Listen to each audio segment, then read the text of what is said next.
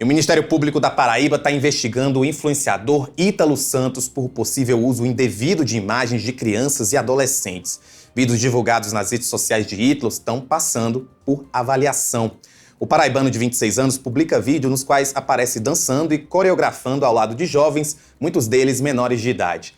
Nas imagens, os menores aparecem vestindo roupas curtas e dançando músicas com teor sexual.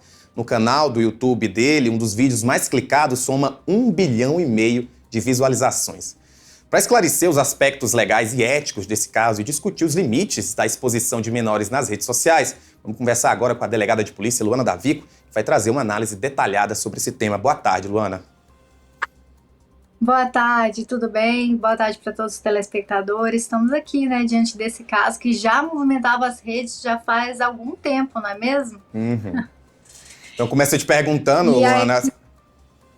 Desculpa, você pode falar, por favor. Pode falar. Tá, então a gente começa te perguntando, se essa exposição de menores em vídeos como esses, com roupa curta, dança de teor sexual, ela pode, de fato, configurar exploração infantil? Bom, é importante a gente prestar atenção que a investigação vem do Ministério Público, tá? E o Ministério Público, como órgão fiscal da lei, ele cumula competências, tanto cíveis, quanto consumeristas, quanto ditas trabalhistas e criminais. Então, os aspectos da investigação inicial do Ministério Público, até onde foi divulgado, inicialmente tangem na responsabilização civil do influenciador.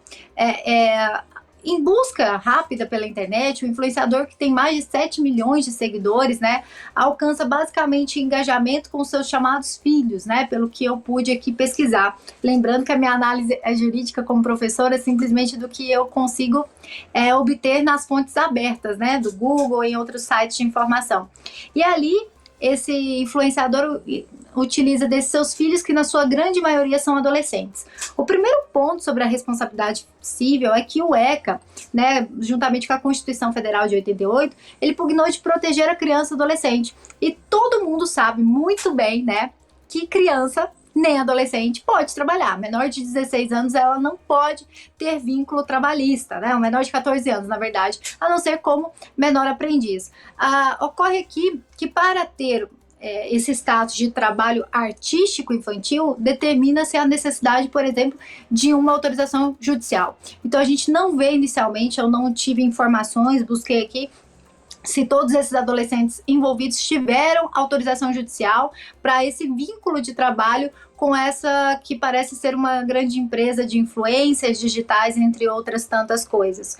Outro ponto importante que o influenciador também tem como principal público-alvo, exatamente por ter adolescentes trabalhando ali junto com eles, nessas dancinhas, nos vídeos, vídeos que demontam quiz, desafios, entre outras, que também tem uma problemática de erotização, que eu já vou chegar nesse ponto, é que ele também divulga casas de apostas e jogos esportivos, tendo em vista que a Lei 14.970, que regulamentou a publicidade das bets no Brasil, ela proibiu qualquer tipo de publicidade que tenha como alvo, que possa ter como alvo crianças ou adolescentes. Então a gente também tem um conflito do conteúdo dele ser com adolescentes, de adolescentes, e ele fazer esse tipo de propaganda.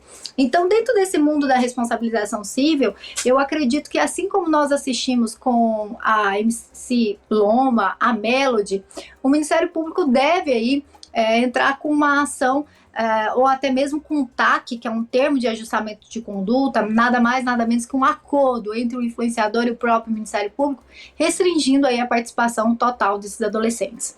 É muito perguntado também no âmbito criminal, A gente pode falar que há uma exploração sexual, a imagem infantil sexualizada ali, os copos, e aí a gente vai ter vários debates que não vão chegar a uma resposta concreta.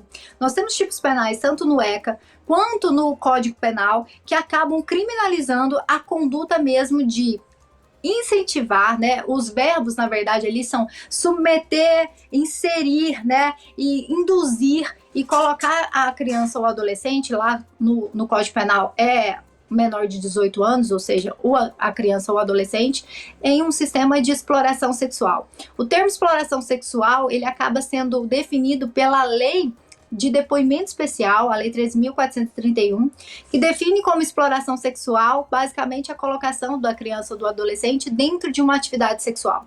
E aí a gente tem aí conflito do que seria atividade sexual. Será que essas danças sensualizadas, eu assisti alguns vídeos, confesso que não conhecia, de adolescentes usando realmente roupas extremamente curtas, de quiz envolvendo ficar, de sensualização, de erotização de criança, até que ponto isso não pode ser entendido como exploração sexual?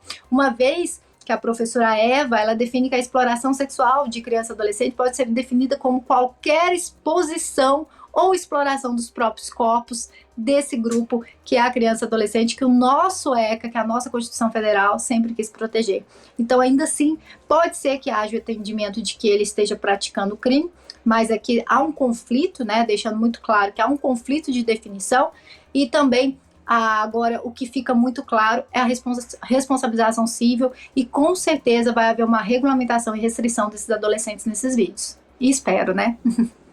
Doutora, depois que as notícias saíram, a defesa do Ítalo Santos, ela começou a alegar que ele segue as normas legais e as diretrizes das plataformas nas quais ele publica os vídeos. Isso, de alguma forma, isenta ou reduz a responsabilidade desse criador de conteúdo nessas situações de uma possível exploração ou exposição indevida desses menores? Bom, então, é muito difícil, porque essas normas digitais, o que a gente precisa deixar claro é que os crimes digitais, as explorações digitais, as violações digitais não foram acompanhadas pela nossa legislação. Então, a nossa legislação não acompanhou esse boom digital em que vivemos. Então, por várias vezes, a gente encontra brechas na legislação que permitem que a pessoa haja de forma legal, mas não necessariamente é algo moral ou algo que não possa ser aí, ter uma intervenção do Ministério Público. Eu vi também que ele falou que se tratava de ofensas contra a honra. Temos que lembrar que o Ministério Público, em investigação, ele não comete crime contra a honra por estar investigando alguém, né? Então ele está cumprindo o seu papel, porque é dever, de acordo com a Constituição Federal, do Estado e da sociedade, zelar pelas crianças, pelo adolescente. Essa foi a matéria, esse foi o grupo que a Constituição Federal escolheu proteger, crianças e adolescentes. Então, assim, acredito que o que ele fala é da regulamentação de mídias, do marco civil da internet, né, que não tutela como um todo, não tem uma matéria específica de tutela de criança e adolescente, e as restrições que envolvem a própria plataforma, que normalmente envolve o quê? A legislação do país em que elas são sede, que normalmente é os Estados Unidos. Então, em meio a tantas brechas, nenhuma delas prevalecem sobre a teoria da proteção integral que o ECA e a Constituição Federal de 88 determinou. Então, mesmo que a pessoa ache que está seguindo as normas, essas normas podem estar em conflito direto com a proteção de criança e adolescente, o que não vai eximi-lo de responsabilização. Outro aspecto pra gente que é bem importante é que, assim, mesmo que os pais ou os responsáveis dessas crianças, desses adolescentes, eles deem consentimento para participar desses vídeos, existem aí limites éticos e legais que não podem ser ultrapassados. Como é que o papel desses pais pode ser interpretado juridicamente? Bom, é até interessante isso, porque o primeiro ponto que muitas pessoas vão falar é que essas crianças, elas consentem, elas querem, né, esses adolescentes estar ali participando, existe esse atrativo, né, a gente fala muito sobre os órfãos digitais, a omissão digital de pais e o aspecto de atração que as mídias e que a internet causa em crianças e adolescentes hoje na nossa sociedade. Por isso que se fala tanto de letramento digital. É preciso ensinar aos seus filhos que existe uma razão e uma fantasia. A internet não é realidade.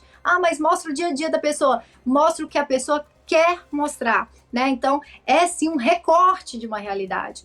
E dentro disso, é importante que a gente deixe claro que tem já a doutrina pacificada que o adolescente, a criança, nessa situação de hipervulnerabilidade, mesmo que ele consinta, ele não tem a capacidade de consentir. Então, o consentimento dele não é levado em conta. Obviamente, a gente trabalha o quê? Com o comportamento dos pais, né? Então a gente vai observar a responsabilização também dos pais, que têm o dever, né, sobre o seu poder de guarda e vigilância, de colocar e impor limites. E também vão participar junto com o influenciador dentro dessa responsabilização. Também é dado aos pais as informações que eles devem ali trazer, com certeza, esses influenciadores devem ter contratos com esse influenciador. Então, até onde os pais estão conscientes e até onde eles foram omissos no seu dever de cuidado, no seu dever de vigilância, que é imposto primariamente aos pais, né?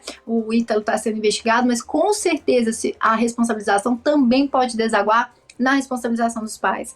Lembrando que nós temos a lei Henri Borel, que inclusive protege a criança e adolescente de violência patrimonial no âmbito doméstico e familiar. A gente viu o caso aí, Larissa Manoela, que chegou aí a público, explodiu aí há alguns meses atrás, falando sobre a retenção de valores oriundos do seu trabalho, etc e tal. Então a gente também pode ter aí algum tipo de violência patrimonial por parte dos pais desses adolescentes. Trazendo muita clareza quando a gente te entrevista aqui no Boletim. O espaço está sempre aberto aqui para você. Obrigada, foi uma honra.